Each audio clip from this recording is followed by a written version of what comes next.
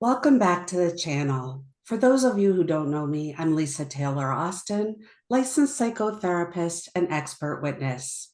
And in today's video, we'll be discussing drug addiction and domestic violence.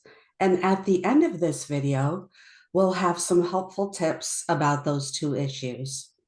Today, my special guest is Lara Gavaldon, a medical professional, a mother, and a former wife who was almost killed by her husband. Lara, thank you so much for being here. Thank you so much for having me today. Yeah, I really think that our discussion will be helpful for some people. So, my understanding is that you were celebrating your son's ninth birthday, and the day was going along just fine. And then what happened? Yes, we were celebrating my son's ninth birthday. We were at a campground not too far from our home, and our 9-year-old decided to spend the night at the campground with his grandparents. But my ex-husband, our younger son, who was only 9 months at the time, and I left to go home. Um, After we went home, I nursed our younger son to sleep. I fell asleep shortly after, and we were abruptly awoken when my ex-husband kind of stormed into our bedroom and was in a psychotic state. Um, as I was kind of transitioning from being asleep to awake, it took me a minute to process what was going on, but he had told me that he'd taken a large amount of psilocybin or magic mushrooms, and he thought he was dying. And he was begging me to call 911. He told me, like, you got to call 911. I'm dying. And before I could even dial the numbers, he was so determined to get help. He bolted out our front door, and I'm on the phone with 911, running after him. I caught up to him for a split second, grabbed onto his belt loop, and was like dragged across our driveway.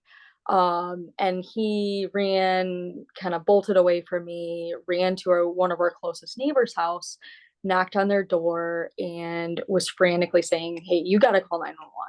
And at this point, I'm on the phone with them and telling them what's happening and asking them to, basically begging them to send someone. And I finally managed to get my husband away from the neighbor's door and back into our home. And at that point, the 911 operator, I mean, he had told me, like, I'm going to stay on the phone with you. We don't have help available, but we'll send you help when it is available. And, but the time we had gotten in the house, he kind of switched gears, had apparently thought everything was fine now that my ex was back in the home. And had told me there's no one to send, and I'm gonna hang up now because our phones are ringing off the hook. And so I felt very Wow. anxious. Kind of did not feel like I had anything under control, because here I am with this man who is out of his mind. I had relayed that to emergency services, and now I'm stuck in the house. The dispatch operator had also told me to lock myself in the house, which I don't know.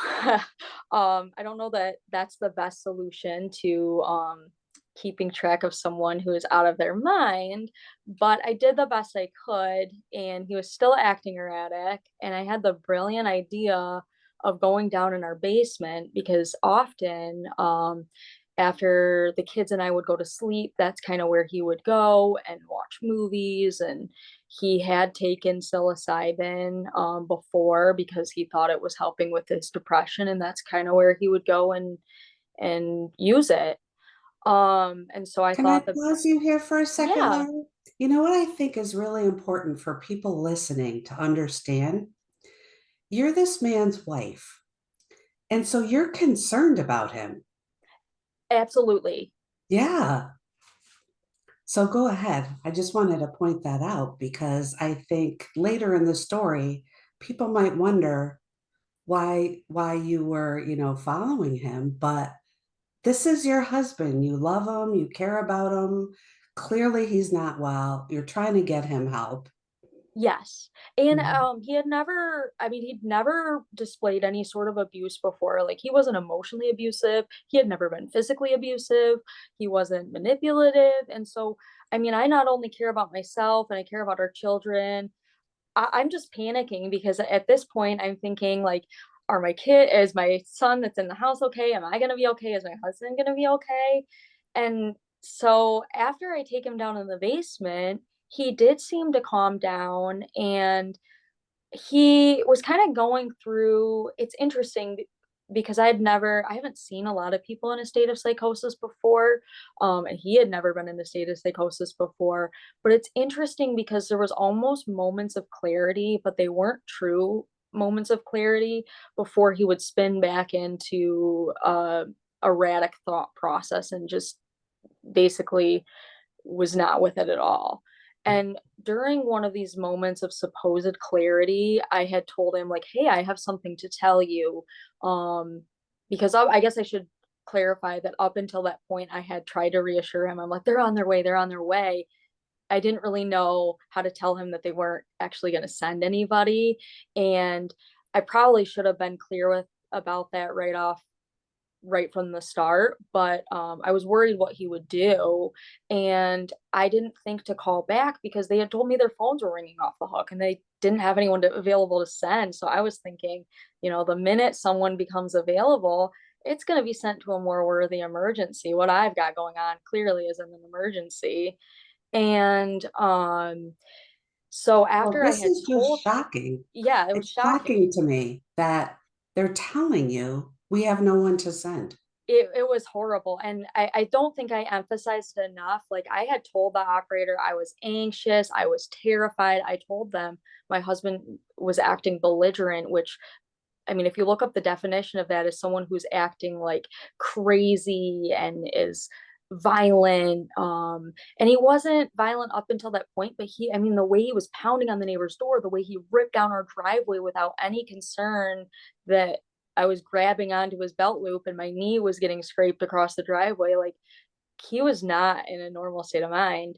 And so after we were in our basement and I had disclosed to him that 911 wasn't sending anybody, I don't remember anything after that. I think that that's the point where he must have felt threatened and I was assaulted. From what I learned from the police report and from what I was told by provider or the healthcare providers taking my case is that um, it's suspected that I was assaulted by a glass table lamp. We have a sectional in our basement and there's a little end table next to it that had a glass table lamp with a metal rod on it, and the lampshade was glass. And it's suspected that that was like broken apart and used to assault me. Um, How what, scary. yeah, it's terrifying. There's some question whether he thought I was like passed out and maybe he thought he had ended my life, but somehow he had walked back up our basement stairs and picked up our 9-month old and was walking around our subdivision with him and had knocked on neighbors' doors again to tell them that he needed help. And somehow in that, I suspected that I came up from the basement. I knocked on one of my other neighbors' doors who had a Ring camera, so they caught that. It's horrifying, really. Like picture Well, of this me with like blood down my face. But this they was weren't just home. this doesn't sound to me like what we think of in an average assault.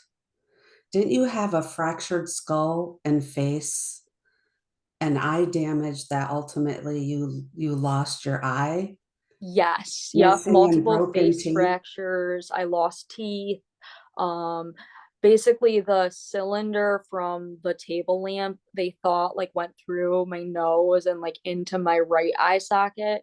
And that's how the nerve that attaches from your brain basically to your eye was severed and they can't save that. So So I this was quite severe. it was very severe. Mhm. And how many surgeries have you had since that happened? 8. Pretty significant. Yes. So at some point in time, your husband, you're found, and Yes. your husband is arrested. Yes, I guess one of my neighbors ended up calling 911, and so he was like at the end of our subdivision, and the police, as they were coming in, saw him. He was carrying the 9-month old at the end of the subdivision, but at that time it's scary. I mean, he could have hurt him, but he did hand our son over to the police and he was arrested. And shortly after, I walked down the subdivision and the police called an ambulance and I was taken to the hospital. Thank goodness. And later, didn't you have to be airlifted to a different hospital that had better services, or am I not understanding that? No, that's correct. Yeah. So I was taken to the local hospital where I live, and then I live in a relatively rural area, and so they don't have quite as many services at the local hospital. And so there's a hospital, if you drive, it's about 2.5 hours away, but I was airlifted there with the helicopter services and admitted for 5 days. How just petrifying and overwhelming and really disorienting, because I'm thinking at some point in time you lost consciousness. So you might not have been fully aware of what was happening yourself.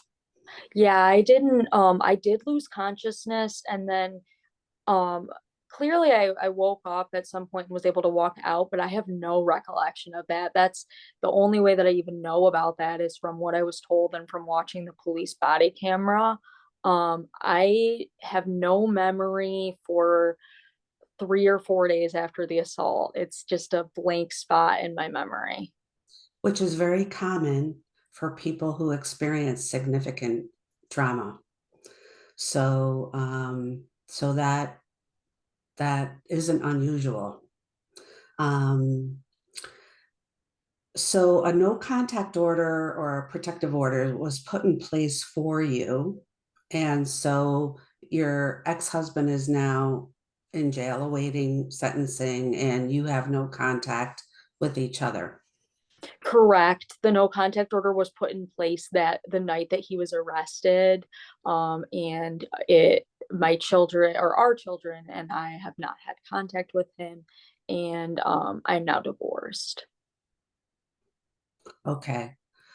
Um, this story and your experience has so many layers to it, because there's obviously this severe, significant assault and the aftermath of what you have to cope with and go through because of it, but also realizing the person you loved did this to you and the ending of that relationship. It was very difficult. And I guess I should mention, and I didn't mention before, that my ex-husband, he did struggle with drug addiction before I met him. And I had thought that he had it under control. He was initially addicted to opiates. I found out that evening that he was buying Suboxone, which is a medication assisting therapy or MAT therapy for opiate use disorder off the street to try to manage his opiate addiction. I think it can be a great treatment, but I don't think he went through the right avenues to initiate that sort of treatment. And looking back, he was also using psychedelic therapy like magic mushrooms to try to manage his severe depression. And I think he had a really hard time asking for help. I mean, he tried multiple prescriptions for depression and anxiety, and it just seemed like, in his view, nothing was helping, and that the mushrooms he thought was something that was helping him and clearly was not. Clearly, it was dangerous for him. I'm glad you brought that up, because I think that recently, there's many people who think that microdosing of these different types of medications is perfectly safe and there's no side effects at all. But I want to read something to you.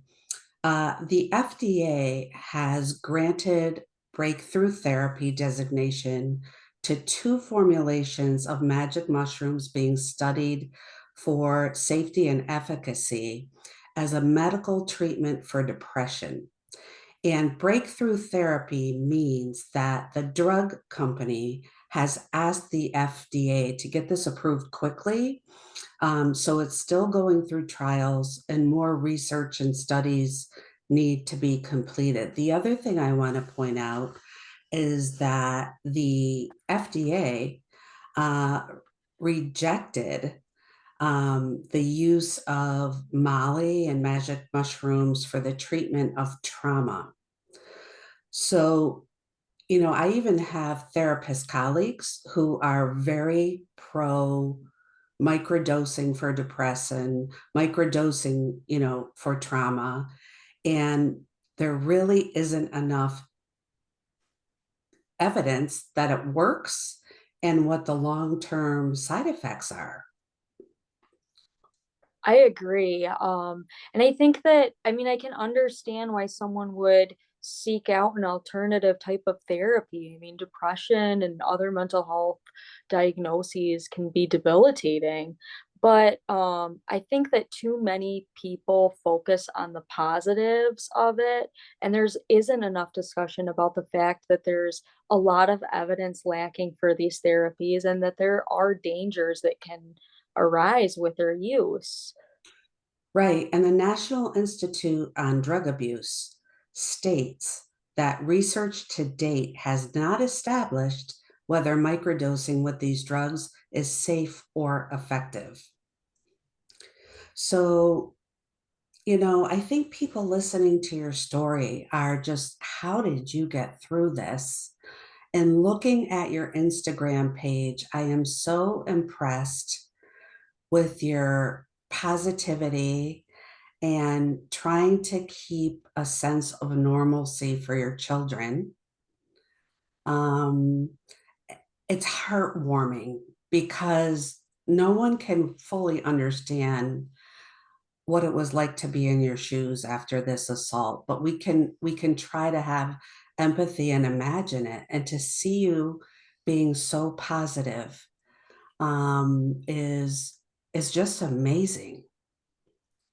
Well, thank you. Yeah, that's very kind to say. And I don't know that I have the answer to like how I was able to get through it. And it's still, I mean, it's a challenge on a daily basis. But I think Mhm. just reminding myself the reason why I'm pushing through this, that like my two boys need their mom there. And, I was very fortunate to survive this and, um, still be able to work and help other people who are dealing with depression and addiction and history of domestic assault, and that I'm able to use my good fortune to be a great mom to my boys and help patients who are struggling with their own struggles.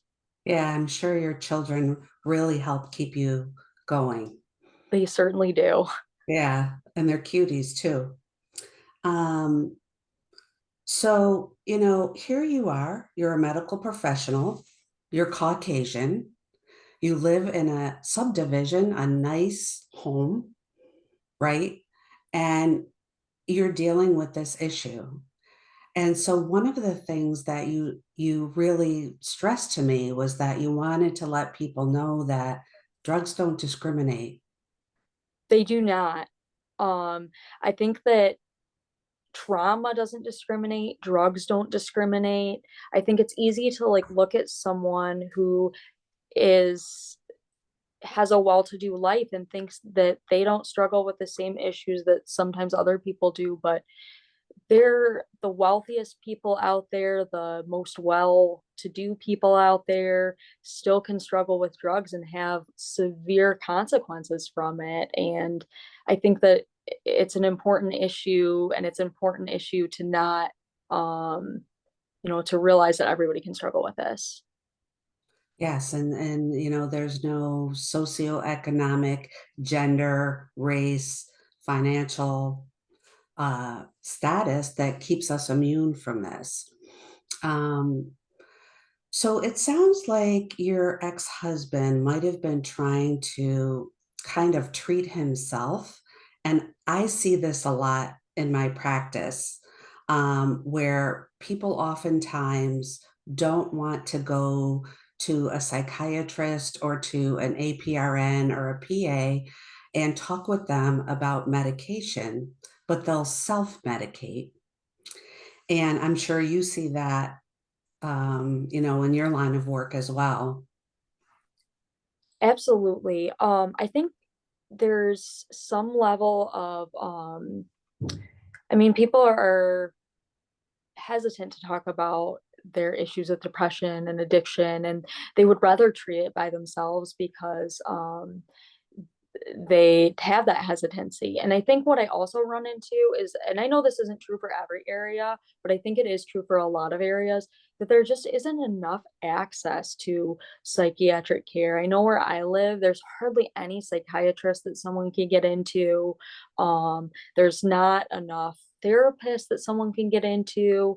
And I think that even with my ex-husband's case, he had seen his family practice provider and he had tried several prescription medications for his depression, and they didn't seem to be working. And because those extra resources weren't available, he was more motivated to try to find something on his own that helped for it. And I mean, I don't want to discount the possibility that psychedelics or magic mushrooms or MDMA or anything like could potentially be helpful. But I think that if we're too quick to jump to those types of therapies and not fully study them and not fully recognize the dangers that they could present, then there could be a lot of issues that come up with it, like increased cases of drug induced psychosis.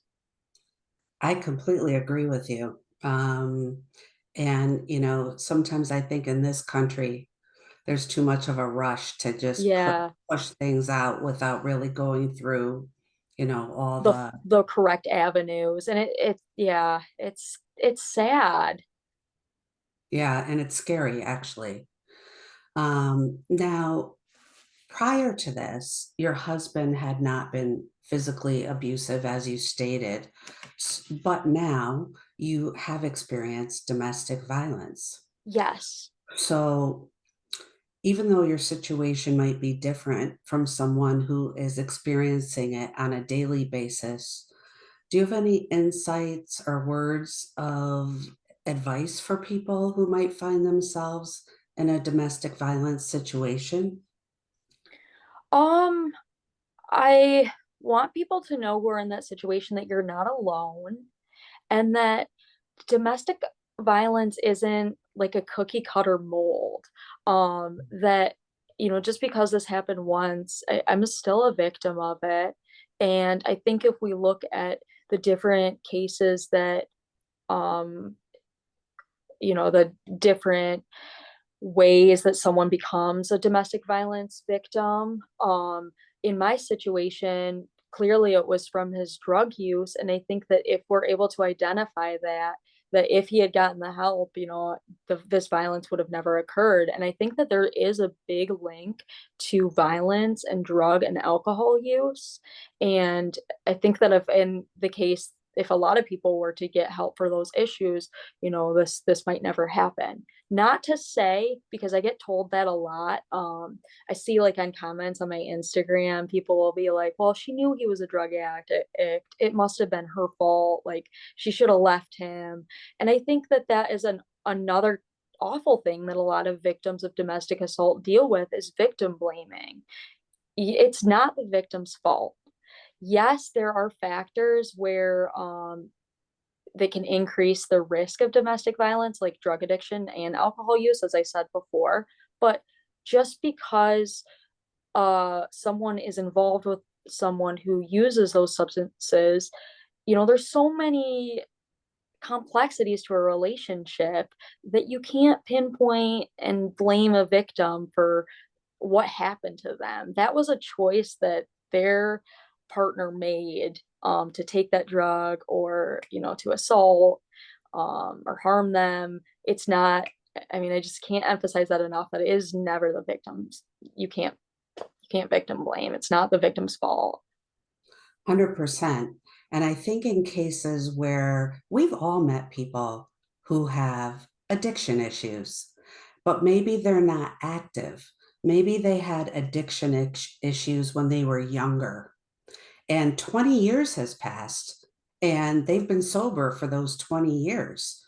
It's logical to think, wow, this person's maintained for 10, 20 years.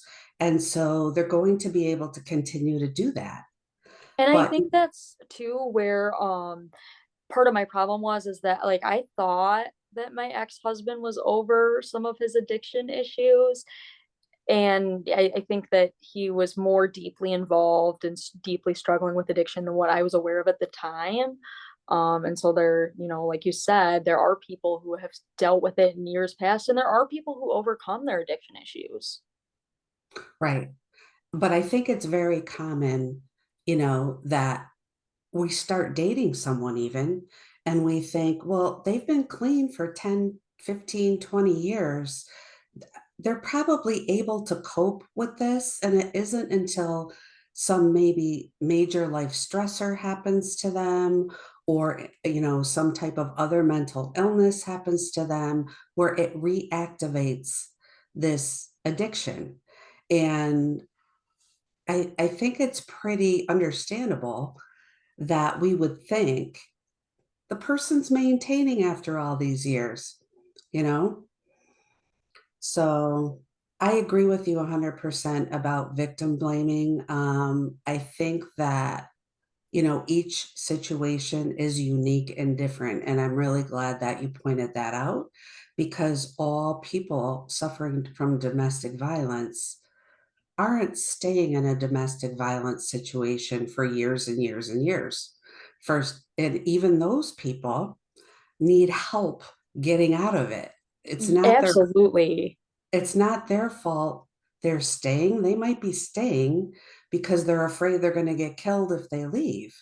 And there's so many factors to staying. I mean, I'm not saying that staying is the right decision. Most of the time, leaving is the right decision, but it's not always an easy decision. And there's a lot of factors that make it a lot more difficult than what people who aren't in their position realize. Absolutely. Not only all the emotional processes that people have to go through, but then financial. A lot of times people can't leave because of finances, where maybe the partner is controlling the money and things of Definitely. that nature. Um, so in the description of this video, we're going to put your Instagram and your TikTok, and also telephone numbers for people who might be seeking help. So if there's anyone who's looking for those kinds of numbers, please look in the description of this video and we'll list them there.